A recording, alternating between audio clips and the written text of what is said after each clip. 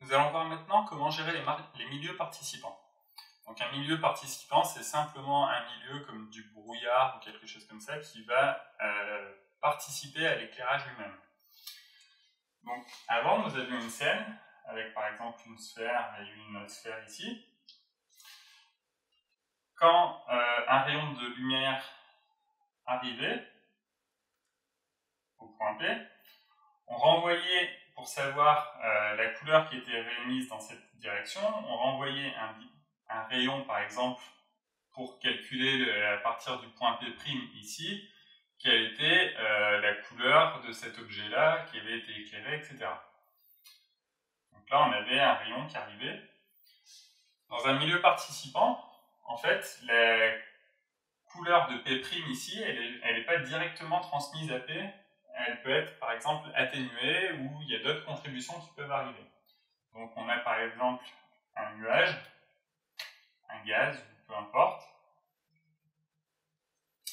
qui va atténuer ce rayon, mais aussi qui va contribuer à l'éclairage qui va arriver en P. Par exemple, si on avait une source de lumière ici, cette source illumine P', mais elle illumine aussi le gaz lui-même, qui fait que si on avait une particule ici, eh ben, il y a une fraction de la lumière qui arrive directement et qui va arriver sur P. Donc ça, c'est le modèle de diffusion simple, parce qu'on va considérer un rebond. En pratique, il y a des diffusions multiples qui peuvent apparaître, donc il y a des modèles qui vont être encore plus complexes, ou même à l'intérieur ici, ça va être atténué, et il y aura aussi des contributions d'autres endroits du gaz, etc., qui vont faire plusieurs rebonds à l'intérieur du gaz, ou du volume. Donc là, on ne va pas prendre en compte ces effets-là, on va simplement considérer que c'est de la diffusion simple, ou single scattering en anglais. Et selon ce modèle, si on a une intensité L qui arrive ici, Li, et on veut savoir comment elle arrive en P. Donc ça va être un Li de P', et ici c'est Li en P. La formule qui est utilisée, c'est que Li au niveau de P, c'est une fonction de transmittance T de P', multipliée par Li de P'. Donc ça, c'est à quel point Li s'est atténué, c'est éteint, donc avec des facteurs d'extinction, etc., en traversant le gaz, plus la contribution du milieu participant. On va mettre ça LV, par exemple, pour volume de P'. Le calcul du facteur d'extinction, il est assez simple. C'est simplement l'exponentielle de moins l'intégrale d'un facteur d'extinction à l'intérieur ici. Donc T de P à P', c'est égal à simplement l'exponentielle de moins l'intégrale, on va mettre de 0 un paramètre le long du rayon jusqu'à S. Donc S, c'est la distance entre P et P'. L'intégrale, c'est le long du rayon, on va mettre le paramètre d'intégration, on va l'appeler petit t. L'intégrale de sigma de t dt, et on met ça de 0 à S. Donc ça, c'est la partie simple, c'est simplement Li qui a été intégré, qui a été atténué par ce facteur-là. Maintenant, sigma, c'est le facteur d'extinction, c'est typiquement la densité du gaz. Donc on peut dire qu'on a par exemple un nuage uniforme, dans ce cas-là, sigma, ça va être une constante. On peut faire par exemple une densité un peu plus rigolote, une exponentielle décroissante. Donc si on note par exemple qu'on veut une exponentielle décroissante, on a par exemple sigma de t ça va être un exponentiel de, alors on va noter que on a notre sol qui est ici, on va dire à une distance sol, et on a une décroissance exponentielle suivant y. On va dire que le sol, il est plat, quasiment, et il a une certaine coordonnée y sol. Ici, l'altitude c'est y sol, et on veut une atmosphère qui décroît. Par exemple, c'est typiquement utilisé pour modéliser une atmosphère. Dans ce cas-là, sigma de t, c'est exponentiel de moins y sol, donc ça c'est un y de t. Et quand on va intégrer, on intègre ce y de t le long du rayon, donc c'est simplement la composante y du rayon. Donc, dans ce cas-là, on a t de t', c'est exponentielle de moins intégrale de 0 à s. On y met en général aussi un facteur d'absorption ici, donc on va y mettre multiplié par bêta, par exemple.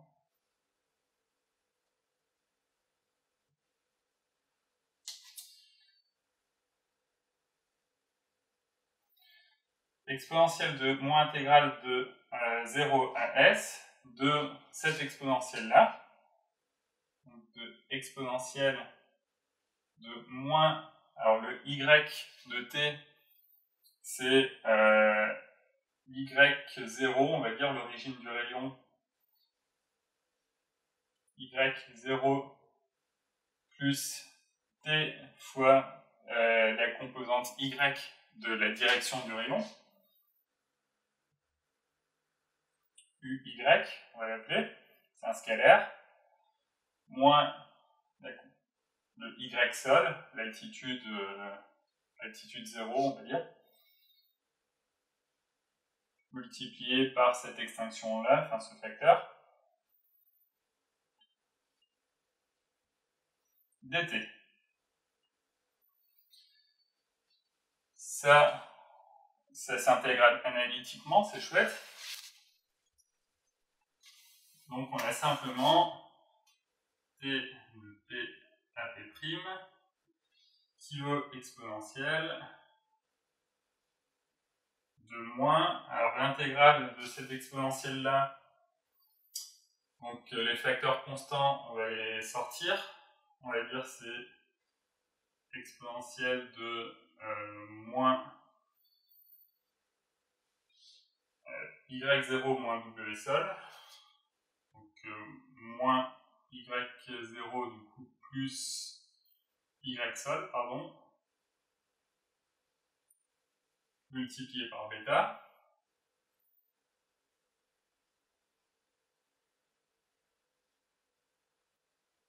multiplié par l'intégrale de 0 à s de exponentielle de uy fois bêta fois t.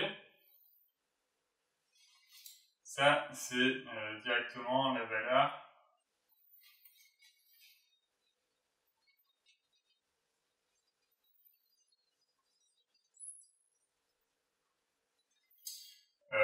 entre crochets pour dire qu'on fait la différence de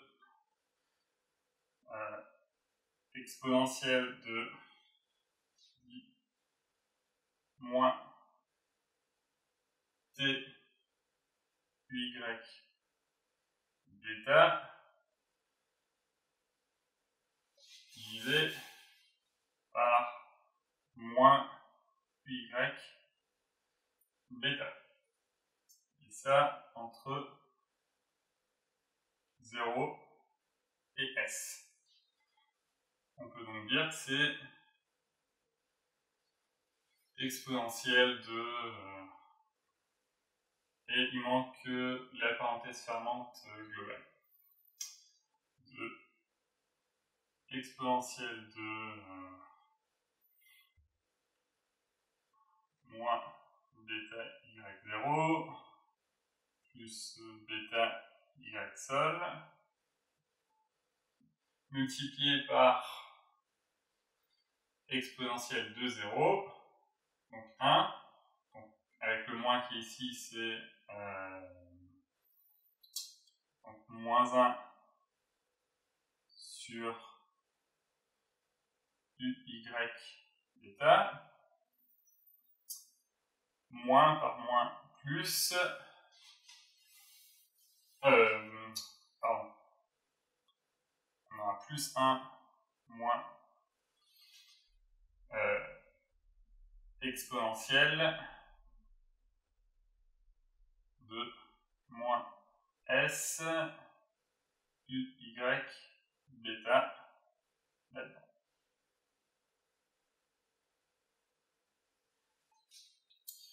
Donc voilà, c'est une expression qui a l'air, et on peut faire encore la parenthèse, qui a l'air complexe, mais qui est juste quelques nombres à calculer. À implémenter, c'est très facile, et ça nous donne l'extinction, à quel point ça va assombrir le rayon. Bon, évidemment, si le coefficient d'extinction avait été une constante, on aurait simplement eu le t de p à p', c'est exponentielle de moins s, fois la constante. Donc, ce qu'il faut réaliser, c'est que, étant donné la lumière qui arrive, j'ai juste à la multiplier par ce facteur qui est une simple expression, et j'ai l'extinction.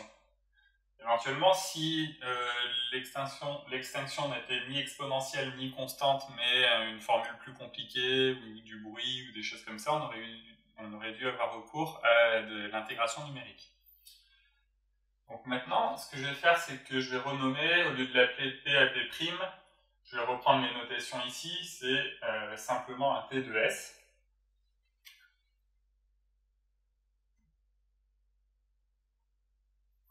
Puisque ça dépend uniquement de la distance depuis le point O jusqu'à S. Donc ça dépend simplement de S. Donc maintenant, j'ai cette fonction T de S qui me dit simplement que quand j'ai un rayon qui arrive à travers un nuage, ce rayon ici va être absorbé d'un facteur T de S à partir d'une distance S. Ça, c'est LI. Et maintenant, je veux pouvoir intégrer la lumière qui va arriver sur ce nuage. Donc, on aura des rayons lumineux qui vont arriver d'un petit peu partout. On va par contre prendre en compte le fait que ici, quand ça va heurter une particule, il va y avoir une genre de réflectance, une genre d'albédo. Donc on va dire que c'est une fonction de phase qui va nous donner dans quelle direction la lumière qui arrive a envie d'être réfléchie. Donc on va regarder en quelle direction la valeur de cette fonction de phase. C'est une genre de réflectance sur les sphères complètes au lieu de l'hémisphère. Donc quelle va être la valeur dans la direction ici qui arrive.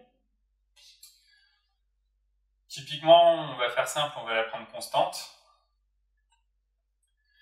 Et une fois qu'on a la valeur ici qui a été réfléchie, donc la lumière qui arrive ici qui est réfléchie, cette réflexion-là, ensuite, quand elle va arriver jusqu'au point P qui nous intéresse, elle va aussi être absorbée d'un autre facteur T d'un paramètre, un autre paramètre T le long du rayon.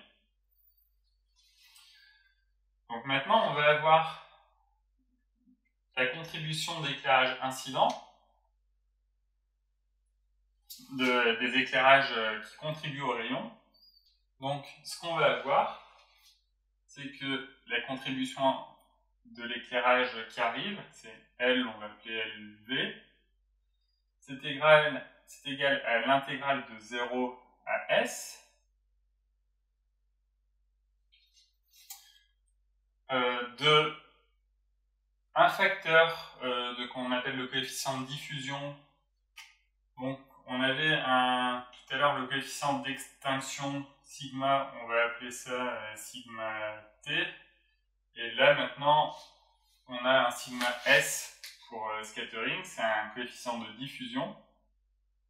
On pourrait prendre exponentiel aussi. Là, pour le coup, on va avoir recours à de l'intégration numérique, donc il n'y aura pas de développement de calcul à faire. Multiplié par, donc là on est en train de se balader sur le long du rayon, multiplié par ce qui va être réfléchi, mais avec une certaine extinction, multiplié par un t de t, parce que tout ce qui va arriver va être transmis avec une certaine extinction, multiplié par l'intégrale sur toutes les directions. Donc là, on va essayer de cumuler tous les rayons qui sont en train d'arriver dans toutes les directions. Là, ça va être sur S2, la sphère complète. Donc avant, en fait, j'avais noté S2, mais c'était une hémisphère qui t'a compté 0 pour l'hémisphère négative.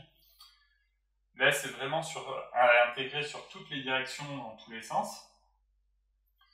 De la fonction de phase, qui est notre genre de BRDF. Donc on peut noter ça ρ, si on n'a pas pris.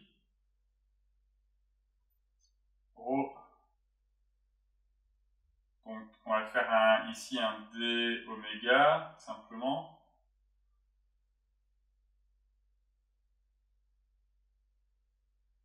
Donc entre oméga, la direction ici, et cette direction-là, ça c'était on avait ici oméga i, là ça va être oméga r,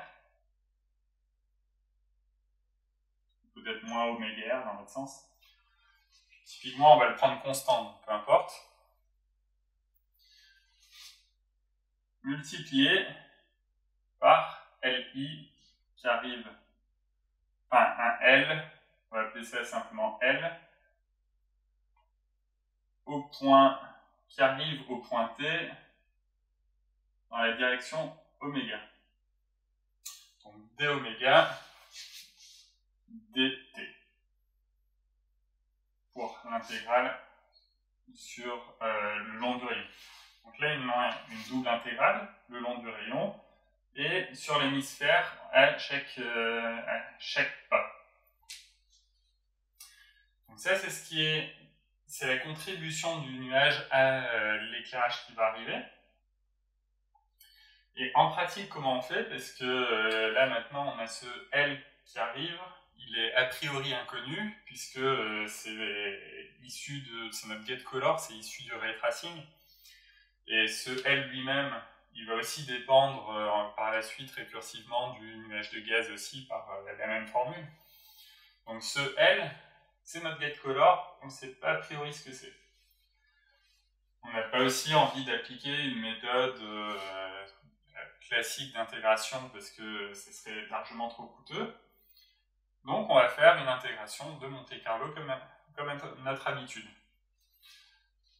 Donc, comme déjà on envoie plusieurs rayons depuis la caméra pour générer un pixel, là il va suffire simplement d'échantillonner une valeur de t, une valeur donc le long du rayon, et une valeur sur la sphère. Donc comment échantillonner aléatoirement une valeur de t et une direction? On pourrait se dire, le t, on le prend uniforme entre 0 et s. Donc on prend une position qui a une valeur aléatoire uniforme entre 0 et s. Le problème, c'est si on fait ça, c'est comme il y a une atténuation qui est exponentielle, les valeurs qui sont loin vont contribuer assez peu, alors qu'il y a essentiellement les valeurs qui sont proches de P qui sont censées contribuer plus. Donc on a envie de leur donner plus d'importance. Donc pour ça, on va avoir recours directement à la génération d'un nombre aléatoire exponentiel. Donc un nombre aléatoire exponentiel, c'est simplement un nombre qui suit une loi exponentielle, donc dont la probabilité est P, on va dire PE pour exponentielle de t, c'est exponentielle de moins alpha t multiplié par alpha. Donc ça, c'est une exponentielle décroissante qu'on a envie, puisqu'on veut donner plus de priorité au début qu'à la fin. Comment on génère un nombre qui suit une formule comme ça? Donc là, on utilise la méthode des CDF, donc des Cumulative Density Function, donc des fonctions de densité cumulée. Donc qu'est-ce qu'une fonction de densité cumulée? C'est simplement, on l'appelle en général grand P, de S par exemple, c'est l'intégrale de 0 à t de petit p, donc là ça va être grand PE, petit PE, de t dt. Et pour générer un nombre aléatoire qui suit cette loi-là, il faut prendre un nombre uniforme et le transformer par la fonction qui est donnée par l'inverse de la CDF de cette loi. Donc, la CDF ici, c'est l'intégrale de ça, c'est simplement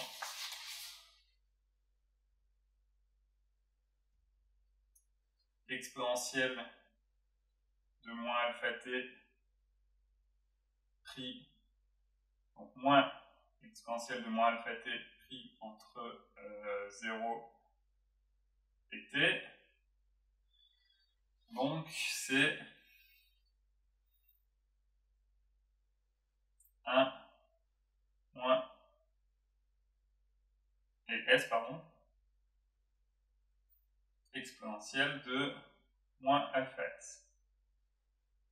Si on fait l'inverse de cette fonction, donc c'est la réciproque, c'est pas 1 sur machin, c'est la réciproque, c'est donné par PE moins 1, on va l'appeler d'une valeur y donnée, y moins 1, donc 1 moins y, 1 moins y, on prend le log, et on divise par moins alpha. Enfin, on met le moins derrière, c'est ce qui prend. Log de 1 moins y sur... moins log de 1 moins y sur alpha. Donc si on prend y un nombre uniforme entre 0 et 1, on aura un nombre qui suit cette loi exponentielle. Et du coup, on peut simplement prendre l'alpha qui est le facteur d'atténuation et s'en servir pour générer un t aléatoirement ici. Et ce t, il aura des bonnes propriétés, il fera converger l'intégrale de Monte-Carlo plus rapidement que si on avait pris une valeur uniforme entre 0 et petit s. Donc, une deuxième solution pour générer ce nombre aléatoire entre 0 et petit s est une autre solution qui prend en compte la lumière. Admettons qu'on avait une lumière qui était ici. On a envie de générer des rayons qui sont, enfin des échantillons qui sont plus souvent par ici et moins souvent par là, parce que là il y a une distance au carré qui intervient qui peut prendre de l'ampleur. Donc il y a d'autres méthodes qui existent qu'on ne va pas implémenter qui permettent de prendre en compte la lumière. Et enfin, comment générer un nombre aléatoire, une direction aléatoire dans le volume? Ça, on va le faire presque comme on avait fait jusqu'à présent pour générer des rayons aléatoires. À savoir qu'on a envie de viser préférentiellement la source de lumière si on a une, et sinon prendre une direction complètement aléatoire sur la sphère. Donc pour viser une sphère lumineuse, on a déjà les formules. Donc, quand on veut générer une direction aléatoire sur la sphère complète, qui est une formule assez simple, qui est aussi de générer deux nombres R1 et R2 uniformes, et d'ensuite utiliser la formule x égale cos de pi R1 racine de R2 1 moins R2, y égale pareil avec un sinus de pi R1 racine de R2 1 moins R2, et z égale 1 moins 2 R2. Ça nous génère une direction aléatoire uniforme sur la sphère. Donc on s'est visé la sphère de lumière et on s'est visé une direction aléatoire. Donc ce qu'on va faire, c'est qu'on va, au lieu de faire la somme des deux comme on faisait avant, on va faire soit l'un soit l'autre avec une certaine probabilité. Donc on va se fixer une probabilité, par exemple 90% de chance d'aller tirer un rayon sur la sphère de lumière et 10% de chance de tirer simplement un rayon uniformément sur la sphère. Unité. Du coup, la probabilité d'avoir généré un tel rayon au total, ça va être 10% de 1 sur 4pi, plus 90% de la probabilité qui est obtenue avec la formule qu'on avait pour la probabilité d'envoyer un rayon vers la sphère lumineuse.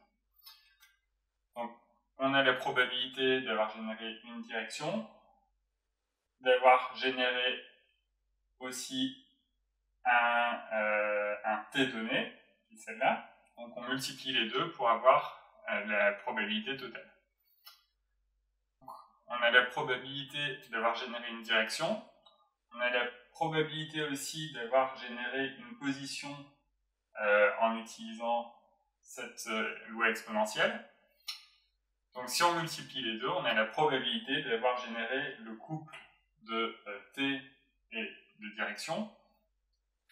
Et c'est ce produit qu'on va utiliser dans le ratio pour le calcul de l'intégrale de Monte-Carlo. Donc la première chose qu'on va faire pour gérer les milieux participants, déjà c'est de mettre la lumière dans le champ de la caméra, histoire de voir les effets lumineux que ça va donner sur le milieu participant. Donc une solution, c'est de la mettre peut-être un petit peu plus sur la droite, la descendre un peu, on va la mettre à 30 et de l'éloigner un peu de la caméra. Donc ça va nous mettre la sphère de lumière dans le champ de la caméra. Pour faire des tests, on va utiliser moins de rayons par pixel, juste 12 par pixel, juste pour débugger. Et on va commencer par un milieu participant qui est isotrope et uniforme. Donc on ne va pas faire l'exponentielle décroissante de suite avec l'altitude, juste un milieu qui est complètement uniforme. Donc avant, ici, on renvoyait l'intensité du pixel à la fin dans getColor. Maintenant, l'intensité du pixel qu'on va retourner, celle-ci va être en fait absorbée par le milieu participant et il y a de la contribution aussi du milieu participant à l'intensité du pixel. Donc ça va être ce qu'on va retourner, c'est non pas intensité du pixel, mais intensité du pixel fois l'absorption plus la contribution du milieu participant, on va appeler ça LV. Donc on va s'occuper de l'extinction et de l'absorption et de LV. Pour l'instant, on va supposer LV égale 0, juste pour voir l'effet de l'extinction. Donc T, c'est simplement un double, et on a dit que c'était exponentiel de moins l'intégrale de 0 à S de l'extinction. Et S, en l'occurrence, c'est la distance au point d'intersection qu'on avait trouvé. Donc ça, c'est exponentiel de moins l'intégrale de l'extinction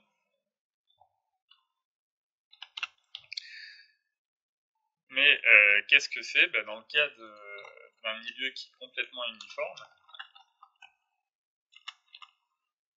C'est l'intégrale d'une constante.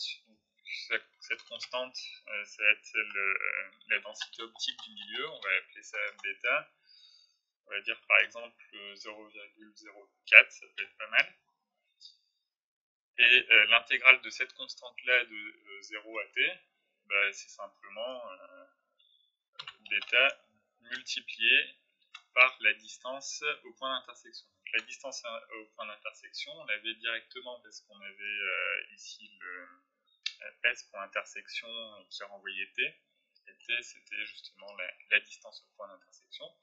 C'est bêta fois t.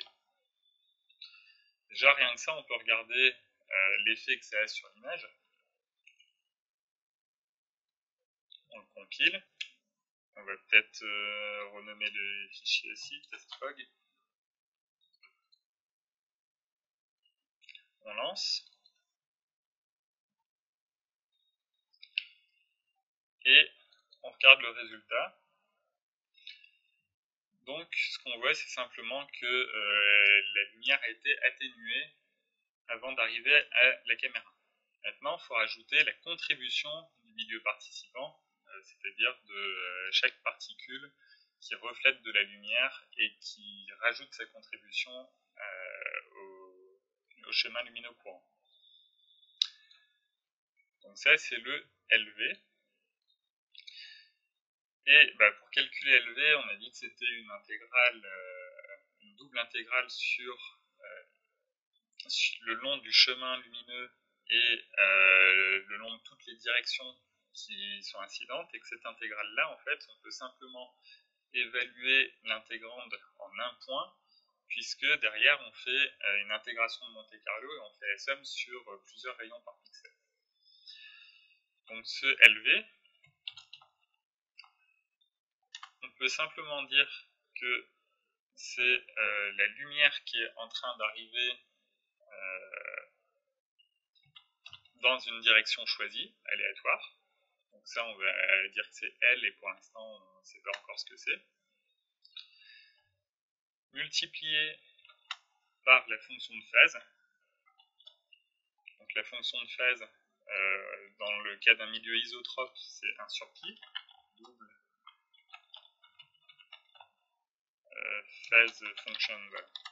On va dire c'est 1 sur 4pi, pardon. Donc en pratique, ça c'est si ça reflétait toute la lumière, on va en mettre un petit peu moins, on va en refléter 0,3 par exemple sur 4pi. Donc ça c'est multiplié par la fonction de phase, multiplié par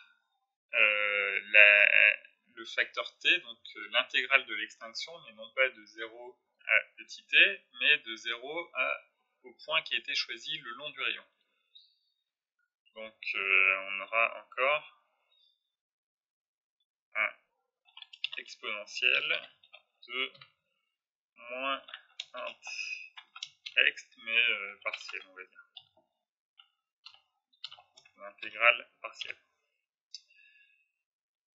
Donc là, on n'est pas bien avancé, il y a beaucoup d'inconnus encore là-dedans. Donc, ce qu'il faut voir, c'est qu'on choisit un point aléatoirement le long du rayon. Donc, choisir un point aléatoirement le long du rayon, ça veut dire choisir un paramètre aléatoire. Donc, pour l'instant, on va simplement le choisir uniforme. Donc, random t, on dit que c'est engine uniforme entre 0 et le point d'intersection. Donc, entre 0 et le point d'intersection qui est à une distance de t. Uniforme de engine.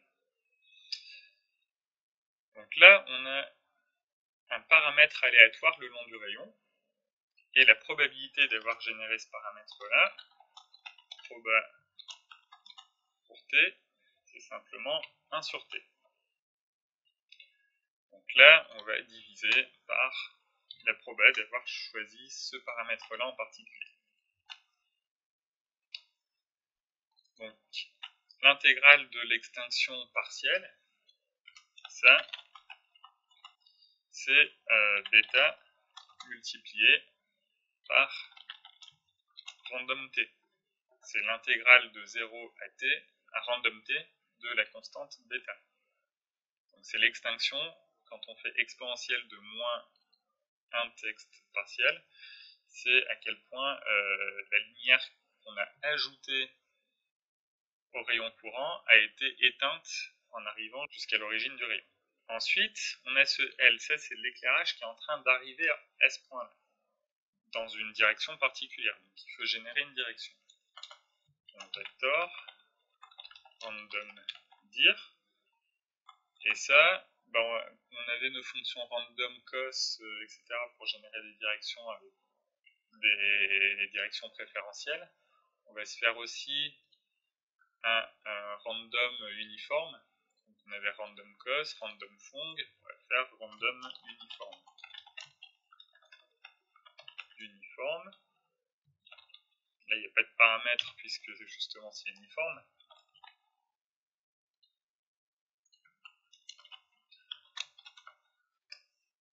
Donc on prend deux nombres aléatoires R1 et R2, qui sont deux nombres aléatoires uniformes, et on applique la formule qui dit que vector result, c'est result de 0 égale, alors attention, il y avait un facteur 2 manquant au tableau, 2 multiplié par cos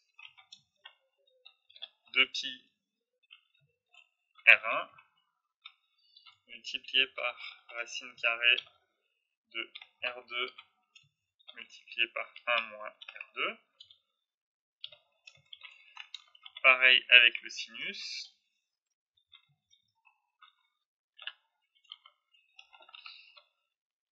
Et pour la composante Z, c'est simplement 1 moins 2 R2. Return result. Là, on a une direction aléatoire sur la sphère avec une probabilité uniforme, une densité de probabilité uniforme, c'est-à-dire de 1 sur 4 pi. Donc on peut faire random dir qui est un random uniforme, et ça c'est pareil, tout à l'heure on fera une échantillonnage par importance de soit un uniforme, soit une direction préférentielle.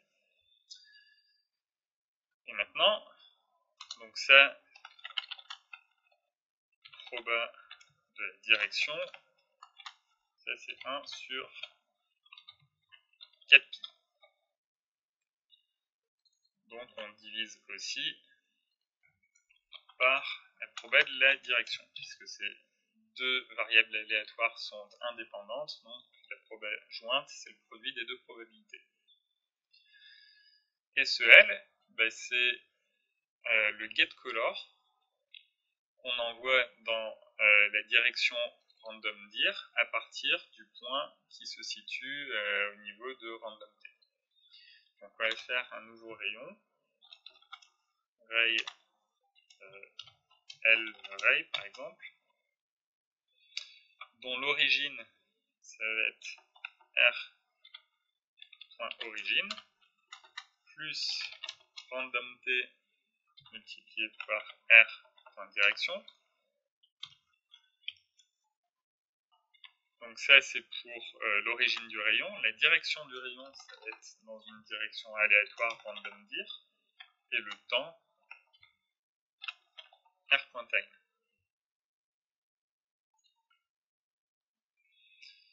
Donc on a un rayon aléatoire, on peut faire vector L égale getColor de ce rayon pour la scène S avec NB rebond moins 1 pour être sûr que ça se termine à un moment donné.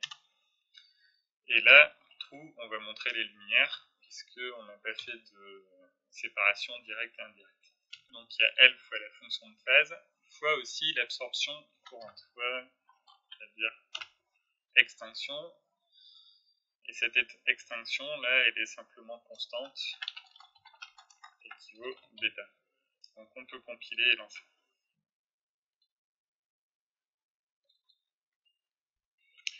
Donc on peut regarder le résultat.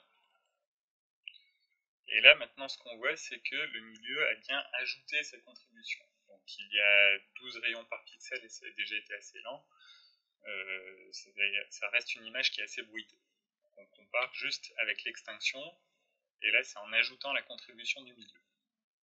On a bien un brouillard qui est uniforme, qui est un peu en grain de sel encore pour l'instant, mais qui contribue bien au milieu. On va essayer de réduire un peu la variance. Donc là, on shoot des directions aléatoirement sur toute la sphère. On pourrait quand même essayer de privilégier de temps en temps au moins la sphère lumineuse qui contribue beaucoup. Donc pour ça, on ne va pas nécessairement appeler random uniforme ici, mais aléatoirement soit celui-là, soit une direction préférentielle. On va dire random dir, ça pourrait être éventuellement random uniforme, mais pas nécessairement. Et la probabilité n'est pas nécessairement uniforme non plus. Donc pour ça, on va générer un nombre aléatoire encore. C'est-à-dire if uniforme de engine est plus petit que p uniforme, qui est quelque chose qu'on va déterminer. Dans ce cas-là, on tire une loi uniforme. Une direction uniforme. Et sinon, on va tirer une direction préférentielle. Donc P uniforme, on va le prédéterminer, ça va être une constante. On va dire au pif qu'il y a une chance sur 2. Allez, une chance sur 4 d'avoir une loi uniforme. Et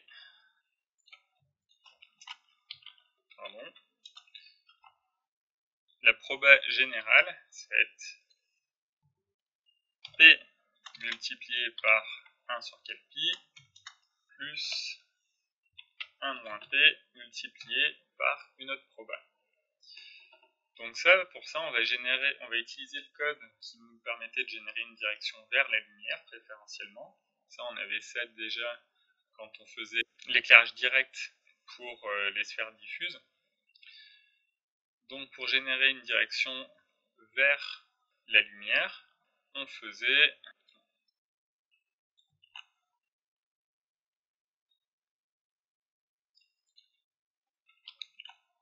ça nous permettait de générer une direction aléatoire. C'est-à-dire que on prenait, alors le point ici c'est plus P, ça va être le point qui se situe à l'origine plus random t fois r.direction. Donc je vais l'appeler random p par exemple. Donc là on avait random t,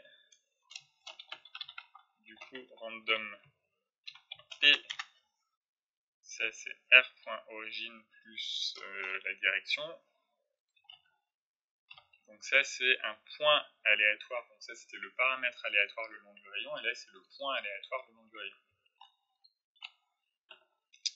Donc là c'est plus P, mais c'est la random P. Donc là c'était l'axe entre le point aléatoire et le centre de la lumière. On appelait random cos, et le point aléatoire était déterminé sur la sphère en disant que c'est la direction aléatoire fois R plus l'origine, plus le centre de la sphère.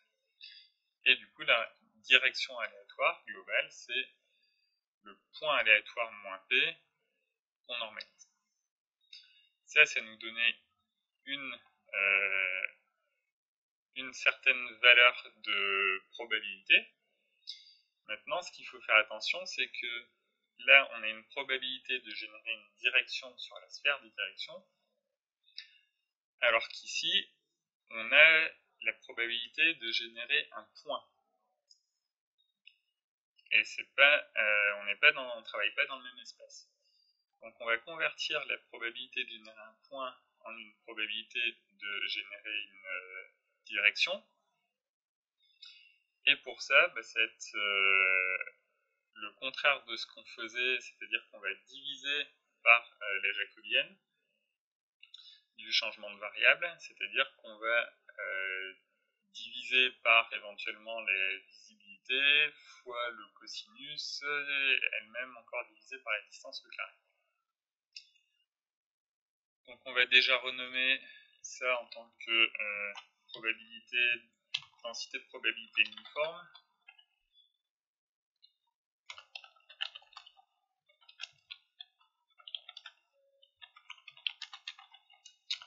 On va mettre en dessous PDF la probabilité d'avoir la densité de probabilité d'avoir envoyé un rayon vers la lumière. Donc ça, on va se demander ce que c'est. Alors, on va devoir prendre en compte la jacobienne. J égale quelque chose. Donc la densité de probabilité d'avoir généré un point sur la lumière, c'était un terme en cos θ divisé par pi r carré. Pour avoir la probabilité d'avoir généré une direction, aussi on va diviser par la jacobienne. Donc là c'est le produit scalaire entre le point qu'on a obtenu, alors c'est un point d'intersection, je vais l'appeler par exemple inter P, c'est le point qui est quand on envoie le rayon qu'on vient de générer dans la direction aléatoire, ça va générer un point d'intersection. Donc ce point d'intersection, ça va être inter P moins l'origine de la lumière, le centre de la lumière. On normalise.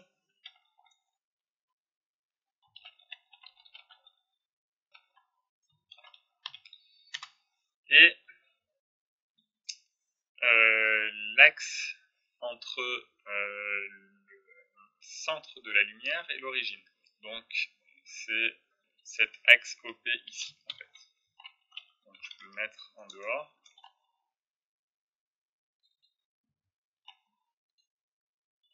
Divisé par pi r carré. Pi multiplié par le carré de S point lumière de rayon.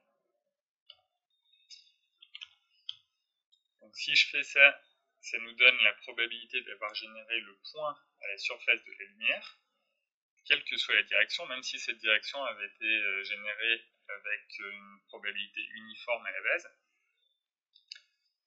Mais là, ce qu'on veut, c'est non pas la probabilité d'avoir généré un point, mais plutôt la probabilité d'avoir généré une direction.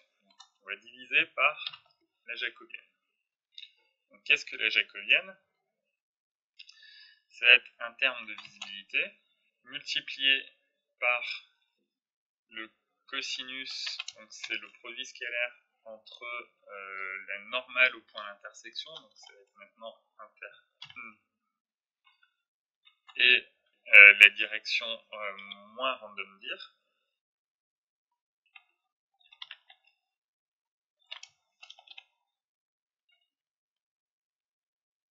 divisé par la distance au carré entre le point d'intersection, inter P, et l'origine du rayon qui était random P.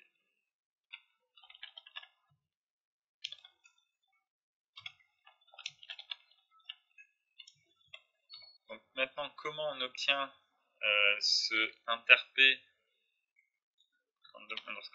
ce point d'intersection et cette normale au point d'intersection? Donc, le plus efficace, ça aurait été directement dans le getColor de retourner ces valeurs-là. Je vais simplement réenvoyer le rayon. On perdra un petit peu en performance, mais c'est pas grave. S.intersection.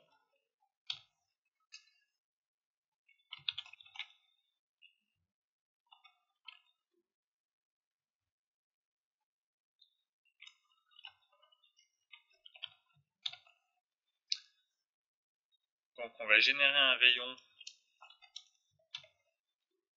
qui va être en fait strictement le même que celui-là.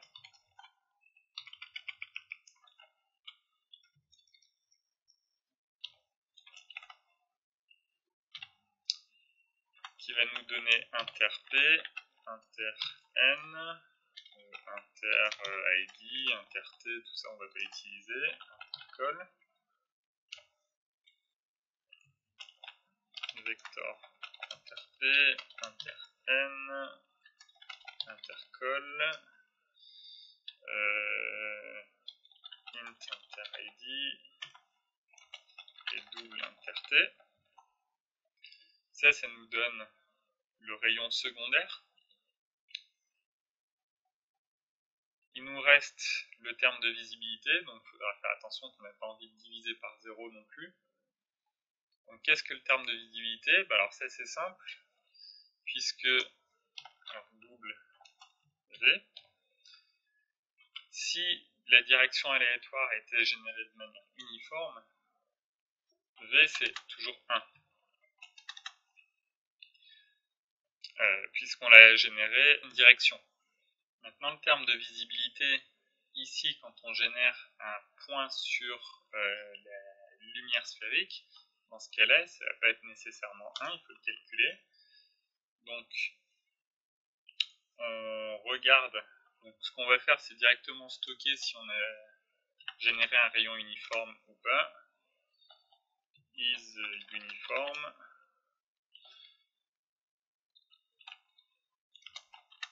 égale true, is uniform égale false. Et si ce n'est pas généré de manière uniforme,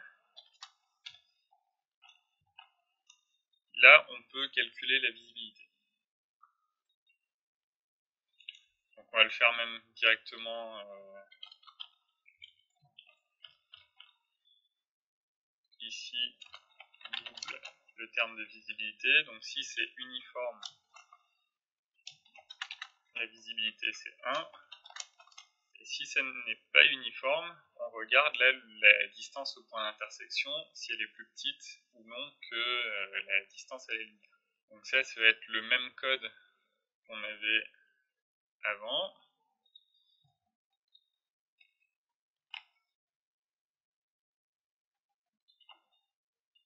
Si il y a une intersection, donc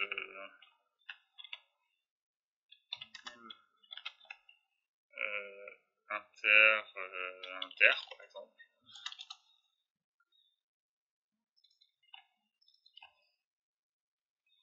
et que la distance d'intersection c'était inter-t est plus petite que la distance au carré à la lumière. J'avais mis x0,99 pour s'éviter que la lumière elle-même soit à l'intersection avec elle-même. Dans ce cas-là, V égale à 0, et sinon V égale 1. Donc, la distance au carré à la lumière, ça on peut la stocker. C'est simplement la distance entre le point qui a été généré sur la lumière. Donc c'est en fait notre point aléatoire. Donc là on n'est que dans le cadre de si on a généré un point sur la lumière, on peut même le sortir.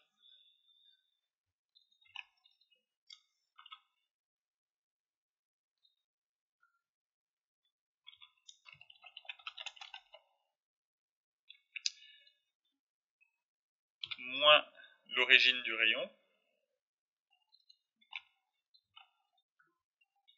point getNorm2. Ça nous donne le terme de visibilité. En fait, si le terme de visibilité il est à 0, on peut simplement dire que LV, if V égale 0, on a simplement LV égale 0.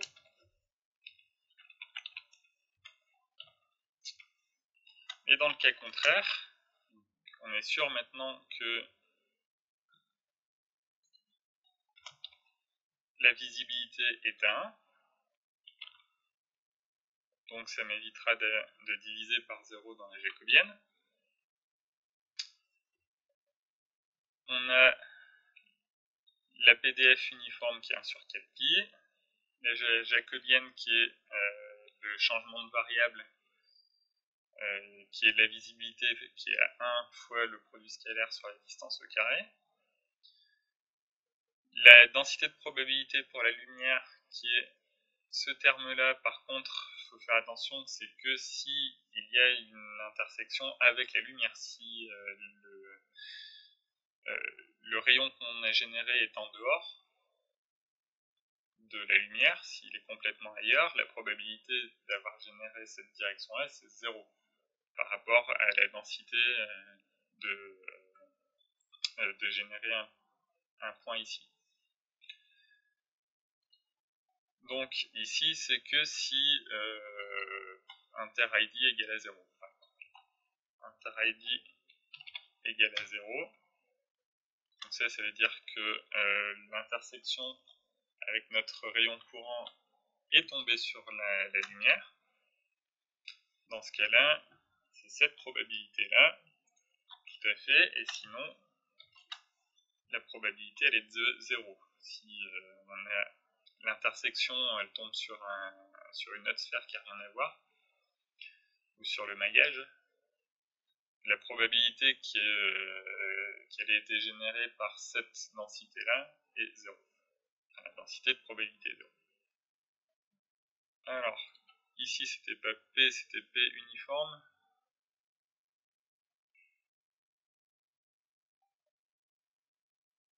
P uniforme.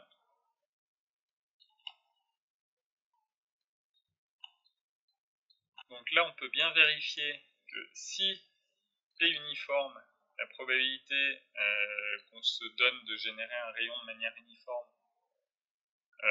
donc sur toute la sphère, si cette probabilité c'est 1, on vérifie que dans ce cas-là, la PDF globale, c'est 1 sur 4pi, et dans ce cas-là, probabilité c'est 1 sur 4pi, et c'est exactement la même formule qu'on avait avant, que si cette proba P uniforme vaut 0, dans ce cas-là, c'est PDF light uniquement qui compte, et dans ce cas-là, c'est la probabilité d'avoir généré le point sur la sphère, divisé par J, et comme on divise par la probabilité ici, c'est comme si on multipliait par la jacobienne l'intégrande,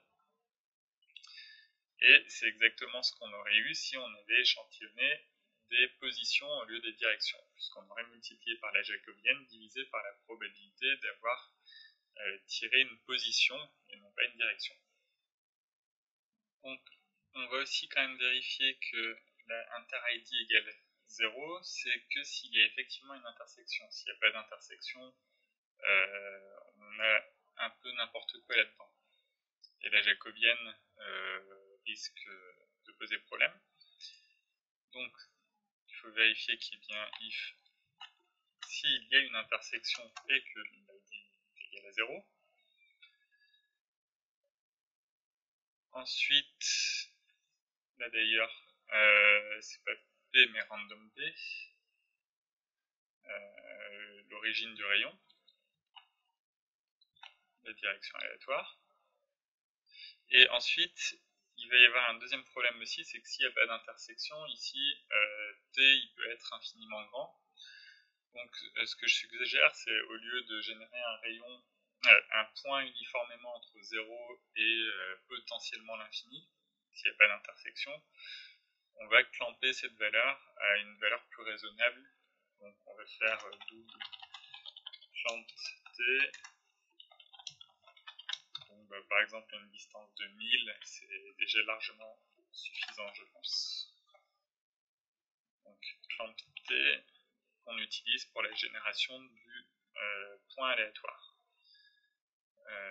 Donc si random T c'est entre 0 et clamp T, la probabilité c'est de 1 sur clamp T. Je peux générer maintenant l'image.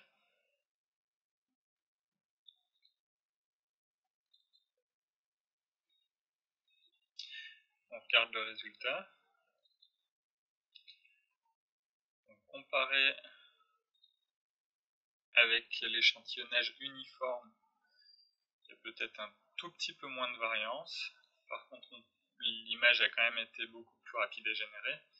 Ça, c'est dû au fait que quand on envoie un rayon vers la sphère de lumière, la récursion est stoppée directement, alors que quand c'est envoyé de manière complètement uniforme, il peut y avoir jusqu'à 5 rebonds mis au maximum.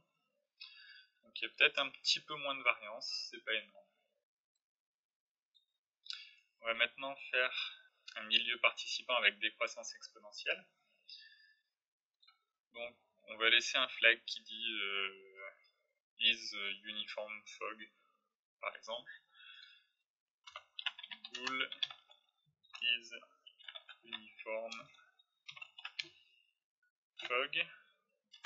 Ici on va le mettre à false pour dire que maintenant on va faire un brouillard exponentiel. Donc si c'est uniforme, l'intégrale de l'extinction, c'est donné par cette formule-là.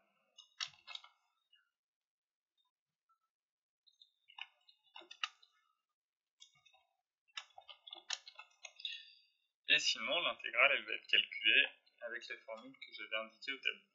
Donc on va se faire une fonction pour ça. Int exponential, par exemple.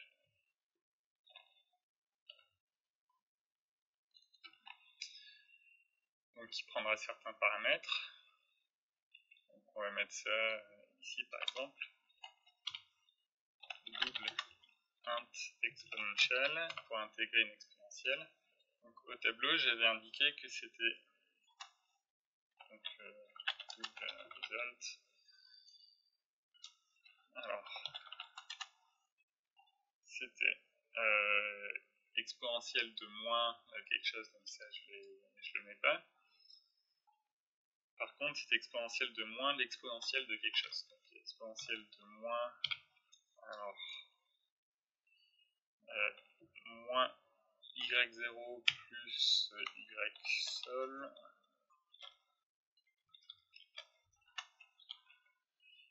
multiplié par bêta, on avait dit. Le tout multiplié par exponentielle de moins t multiplié par uy multiplié par bêta. Je recopie simplement ce qu'il y avait au tableau. Pardon, c'était 1 moins comme ça, et 1 moins exponentielle de moins, on va appeler s multiplié par y1. Le tout divisé par uy multiplié par bêta. Terme result, on va dire.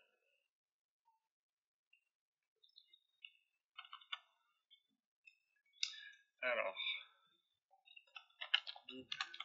y0 c'est l'altitude du début du rayon. Y sol c'est l'altitude du sol.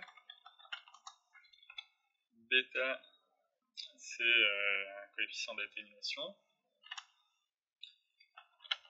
S c'est la distance le long du rayon à laquelle on évalue l'intégrale, enfin c'est l'intégrale de 0 à S.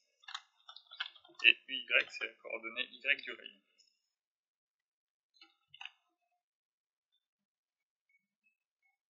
Donc là les paramètres c'était Y0 c'est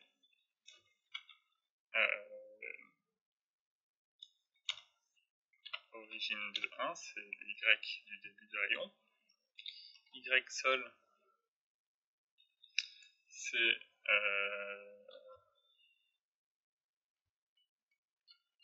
on va le mettre, on va le hardcoder. On avait un sol qui était une hauteur de moins 20, moins 10. Moins 20, pardon, ici. Donc le sol, il est une hauteur de moins 20. bêta c'était le même bêta. S, c'est en fait notre t, c'est la distance complète entre 0 et t. Et là c'est r.direction. Donc ça c'est l'intégrale de l'exponentielle. Et ensuite le coefficient d'atténuation c'est exponentielle de moins cette intégrale. Donc, pareil, plus tard, on a encore besoin de cette chose-là.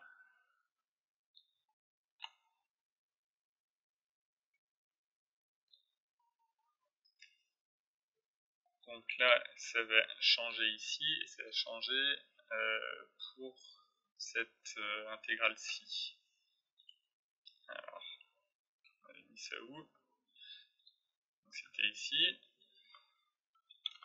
Donc l'intégrale de l'extinction partielle entre 0 et random t, c'est maintenant,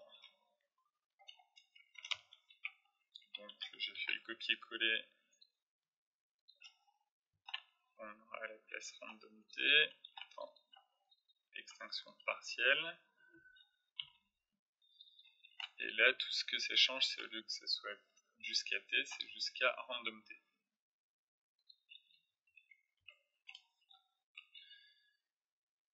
Et de la même manière, on a l'extinction donc évaluée localement. Donc soit c'est juste la densité optique du milieu qui était bêta, dans le cas uniforme. Donc if, on l'appelait comment? Is uniform fog. Localement c'est juste bêta.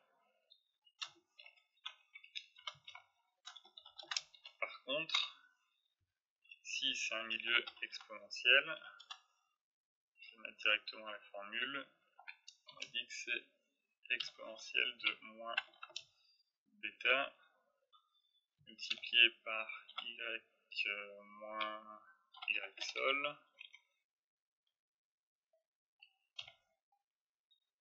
Donc y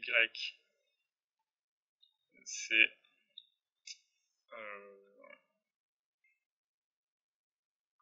random p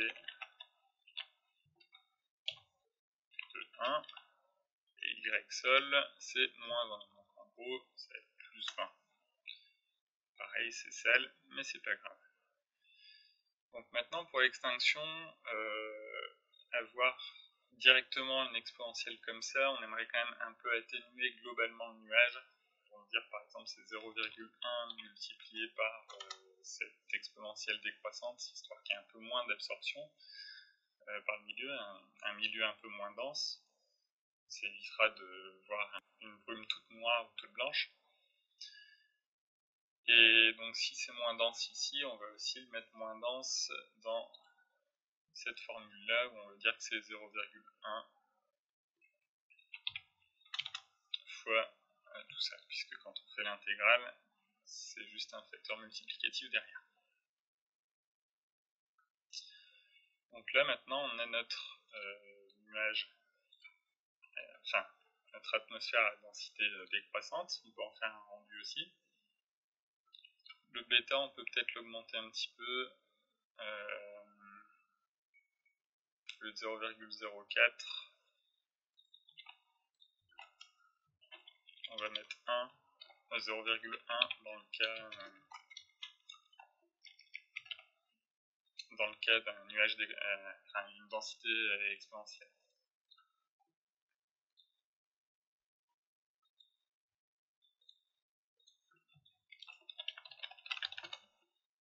On fait un rendu, on peut regarder le résultat, qui est maintenant un brouillard, qui est une décroissance exponentielle. Je vais simplement faire un rendu avec beaucoup plus de rayons par pixel, histoire d'avoir des images moins bruitées.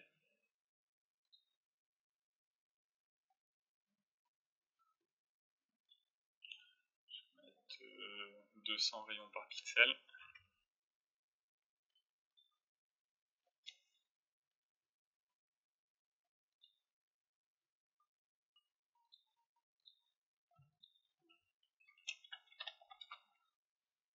et je lance le rendu. Donc on peut voir le résultat, qui a du coup beaucoup moins de bruit et qui est bien un milieu participant avec une décroissance exponentielle. On peut voir qu'il y a quand même quelques petits points blancs de temps en temps. Donc c'est soit juste la convergence qui n'est pas encore achevée, ça peut être simplement des fireflies, ce qu'on appelle. C'est des chemins qui ont une probabilité qui est extrêmement faible, qui arrivent quand même. Par exemple, quand on a une direction qui est échantillonnée en dehors d'un lobe spéculaire, par exemple par ici, et dans ce cas-là, quand on divise par la probabilité qui est extrêmement faible, on obtient une valeur qui est très très grande, et qui est du coup très difficile à moyenner ensuite avec d'autres valeurs pour obtenir une moyenne qui soit correcte. On va finalement maintenant essayer d'échantillonner non plus de manière uniforme le long du rayon, mais de manière exponentielle. Donc ça ne va pas forcément améliorer beaucoup pour ce cas, dans ce rendu-là, peut-être plus pour un brouillard uniforme, mais ça va permettre de voir les différentes manières d'échantillonner. Alors, je vais faire boule uniforme sampling array par exemple. Ce coup-ci on va mettre false. Dans le cas contraire, on aura un échantillonnage uniforme comme on avait le long du rayon. Donc avant, on échantillonnait de manière uniforme entre 0 et t, entre 0 et une valeur clant de t. Donc ça c'est if uniform machin.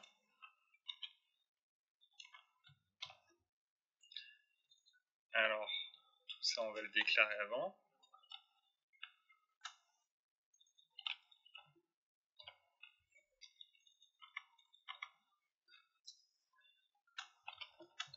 Else, sinon ça va être un échantillonnage avec une loi exponentielle.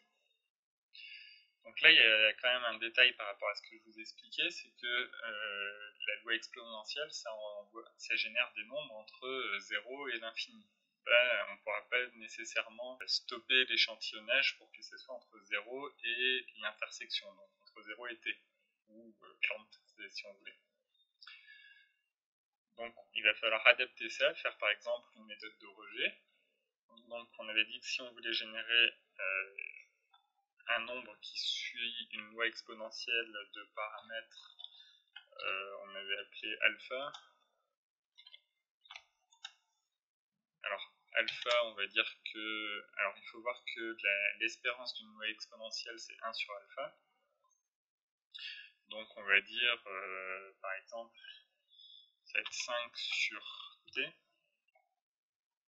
Le alpha, ce serait 5 sur t, c'est-à-dire qu'en moyenne, notre variable aléatoire, ce sera t sur 5. Donc ça, c'est le paramètre de notre loi exponentielle. Pour générer un nombre aléatoire qui suit cette loi, on fait random t égale log de... Alors j'avais mis 1 moins uniforme de engine. Bon, alors il se trouve que quand on a une loi uniforme entre 0 et 1, si on fait 1 moins une loi uniforme, ça fait toujours une loi uniforme. Donc on n'a même pas besoin de ce 1 moins. Divisé par alpha.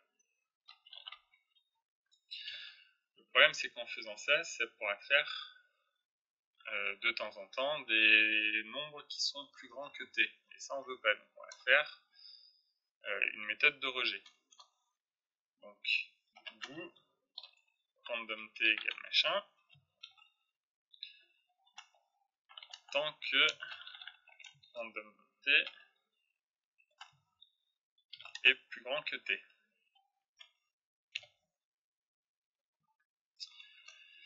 Quelle est la probabilité associée à cet événement? Donc, normalement, ça devrait être exponentielle de moins alpha random t, et normalement ça devrait être multiplié par alpha.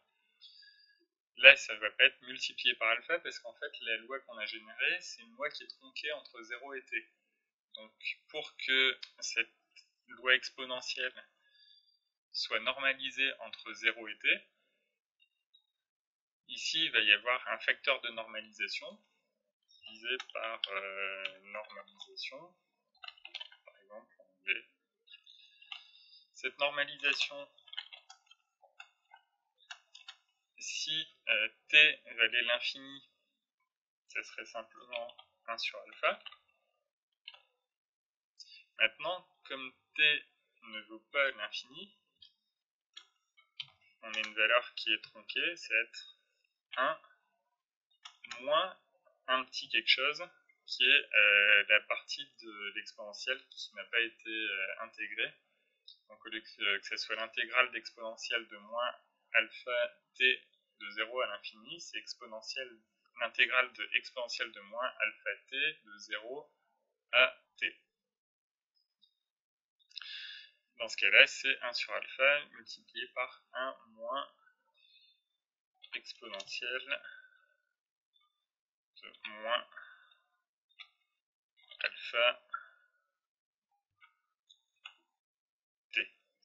Donc là, c'est pareil, on pourrait avoir des nombres qui sont très très grands, puisque ça pourrait être éventuellement un t qui vaut l'infini. Donc on va aussi utiliser la valeur clampée de t pour pouvoir faire ce nombre aléatoire.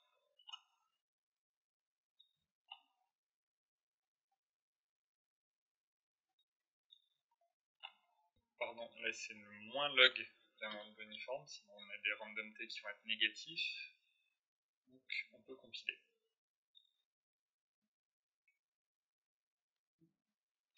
Et lancer. Donc on peut regarder maintenant le résultat.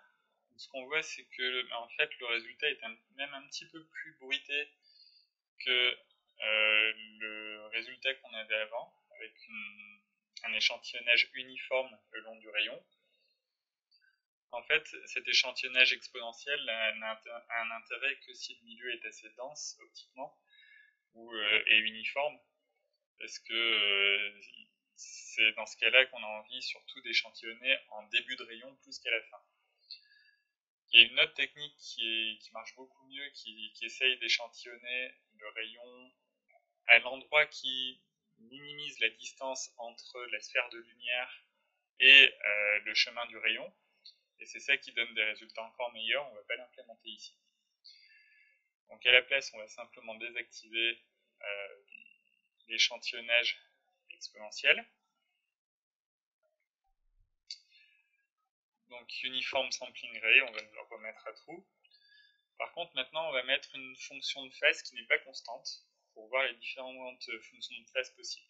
On va essayer la fonction de phase de Schlick, c'est Christophe Schlick qui a encore fait une autre chose, quoi, une fonction de phase aussi. Et on va essayer aussi la fonction de phase de Rayleigh qui modèle l'atmosphère. Alors,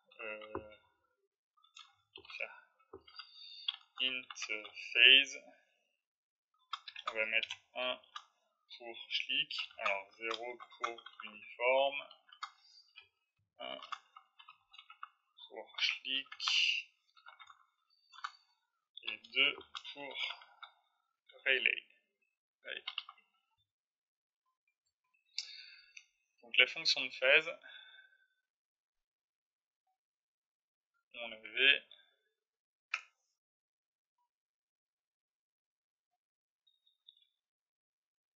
ici.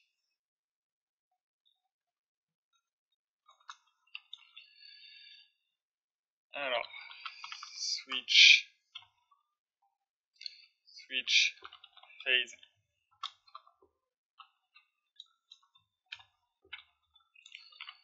case 1,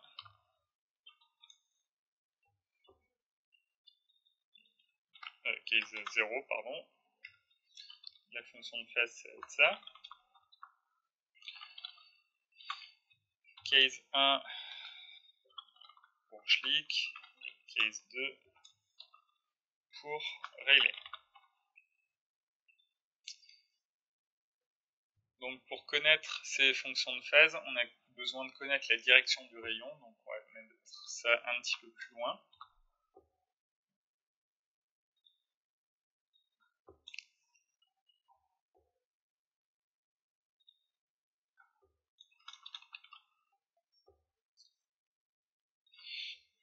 Pour la fonction de phase de Schlick, elle s'exprime avec un cosinus entre l'angle d'incidence et l'angle d'excitance qui sort. Donc elle s'écrit de la manière suivante, c'est 1 moins k carré, k on va dire ce que c'est, divisé par 4 pi multiplié par 1 plus k multiplié par cos θ, et cos θ c'est le produit scalaire entre random dir, la direction qu'on vient de générer, et la direction du rayon, à un signe moins près, moins u, moins r, point direction. Donc le k ici, c'est un coefficient qui va nous dire à quel point on va avoir une diffusion qui va être vers l'avant ou vers l'arrière de chaque particule.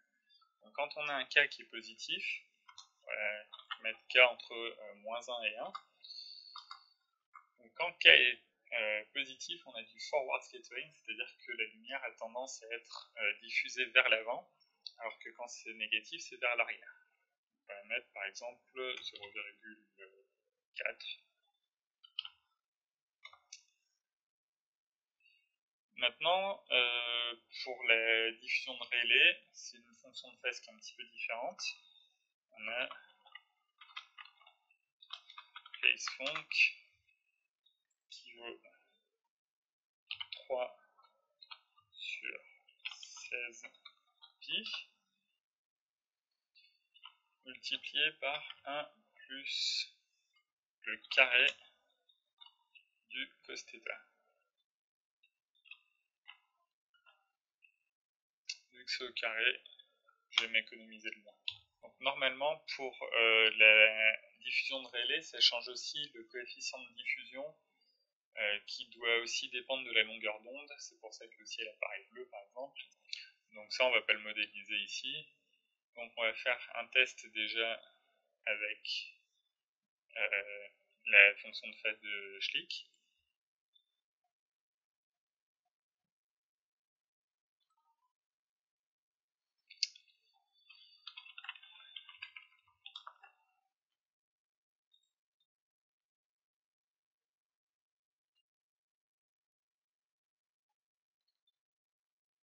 On va donc regarder le résultat. Donc il est quand même plus bruité. Donc là, l'échantillonnage par importance qu'on a n'est peut-être pas très bien adapté parce qu'on a quand même 200 rayons. Et maintenant, on va essayer de regarder avec la fonction de phase de Rayleigh.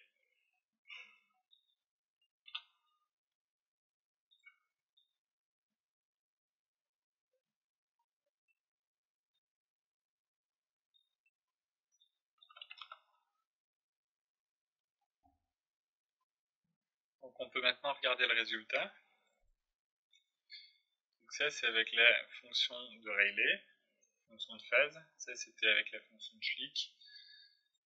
Donc il y a quelques différences, pas très significatives sur cet exemple-là. Donc avant de continuer, je vais corriger 2-3 bugs et aussi faire une petite accélération. Donc dans géométrie.cpp, quand on faisait build BVH, on a une erreur de type off by one, qui est qu'en fait toutes les valeurs qui sont entre I0 et pivot inclus sont en fait plus petits que la valeur du pivot, et toutes celles qui sont entre pivot plus 1 et I1 inclus sont plus grandes que cette valeur-là. Donc là, la condition pour s'arrêter, c'est pas if pivot plus petit ou égal à I0, mais bien strictement plus petit. ici qu'on a la valeur du pivot, c'est non pas plus grand ou égal à I1, mais à I1 moins 1. On peut mettre aussi une condition sur l'écart entre I0 et I1. Donc ici, on va simplement mettre où I1 égale I0 plus 1. Donc là, c'est simplement qu'il y a un écart de 1 entre I0 et I1. On pourrait mettre une condition que, par exemple, I1 doit impérativement être supérieur à I0 plus 5, si on veut que les feuilles de l'arbre aient au minimum 5 triangles. Et donc là, c'est pareil, l'appel, c'est pas de I0 à pivot exclu, mais à pivot inclus, c'est-à-dire pivot plus 1 exclu. Et là, de pivot plus 1 inclus à I1 exclu.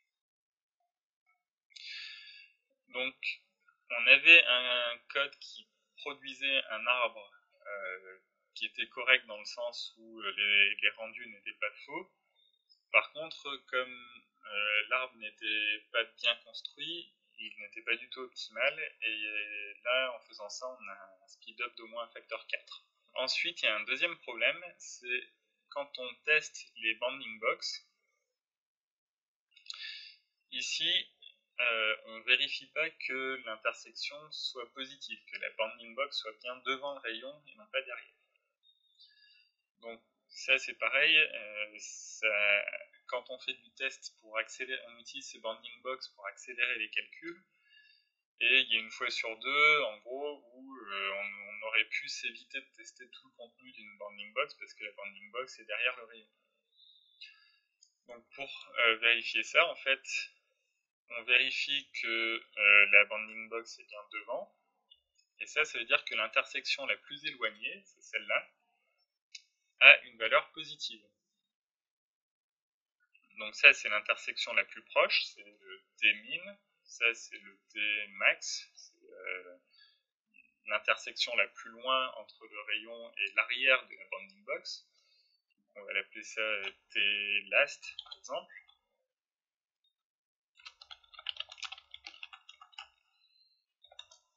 Et là, on vérifie que si T last est plus petit que 0, donc l'intersection la plus éloignée est derrière nous, ça veut dire que on considère qu'il n'y a pas d'intersection entre le rayon et la boîte.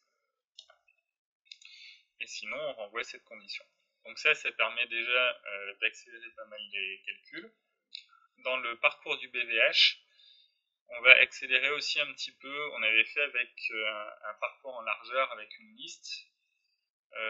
Au lieu de faire des appels comme ça, déjà on peut utiliser un parcours en profondeur. Et ça nous permettra de tester l'intersection courante avec l'intersection minimum qui a été trouvée. Donc là, on va juste changer ça en parcours en profondeur au lieu d'un parcours en largeur. Donc pour faire un parcours en profondeur, au lieu de faire des pop front tout le temps et des pushback, on va faire par exemple un pop back.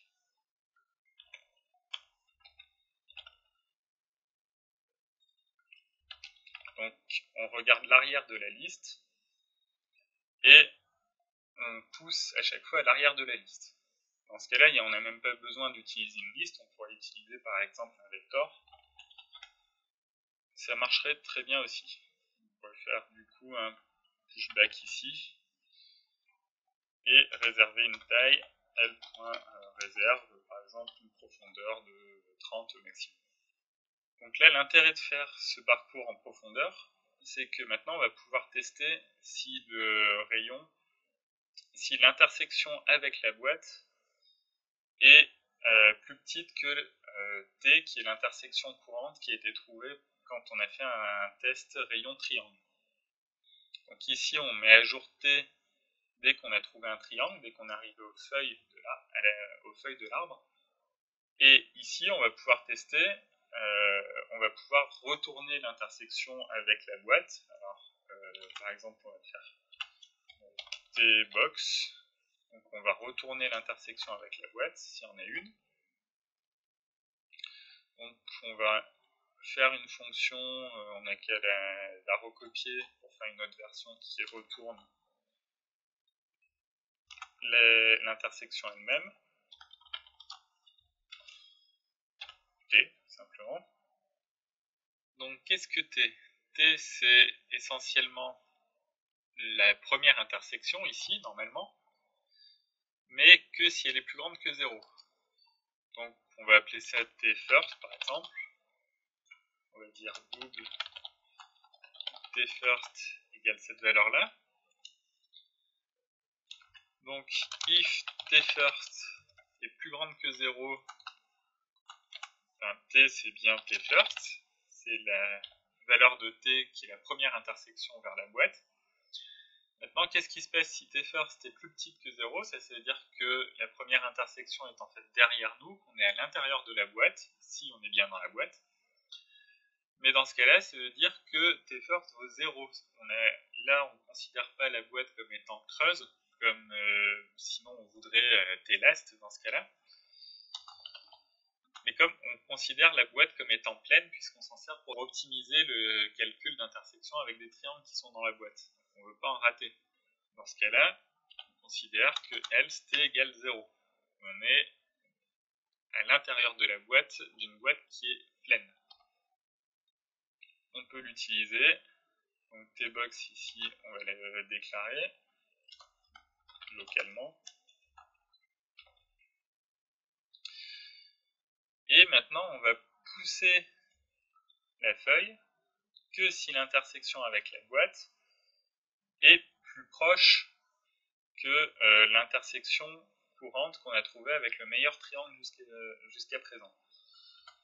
Donc, if tbox est plus petite que t, dans ce cas-là, on peut pousser le fils gauche. Et pareil pour le fils droit. Et ça permet d'éviter d'explorer une grosse partie de l'arbre, puisque on pourra éviter les branches dont l'intersection avec la boîte est plus mauvaise que l'intersection avec le triangle optimum courant.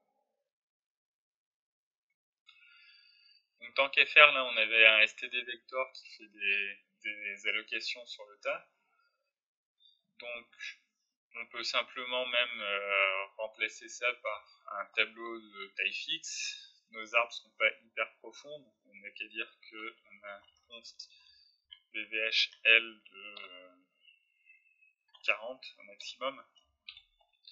Ça va être suffisant.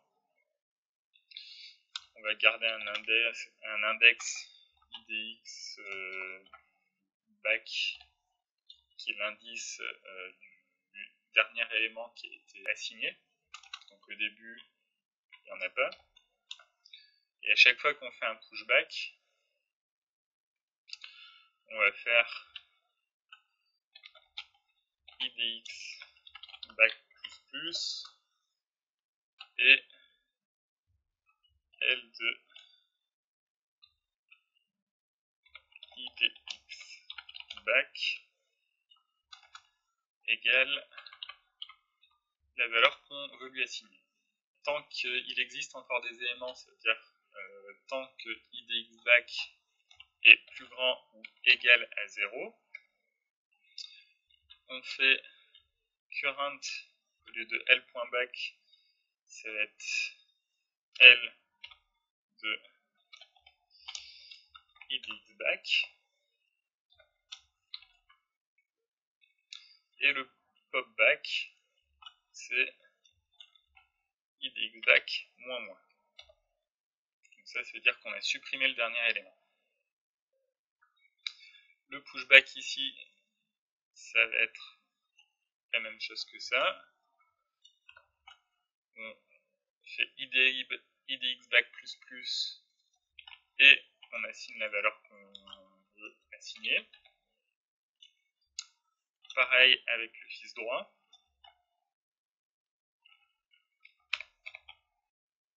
Et ça ne change plus rien au reste de la fonction. Donc je peux compiler.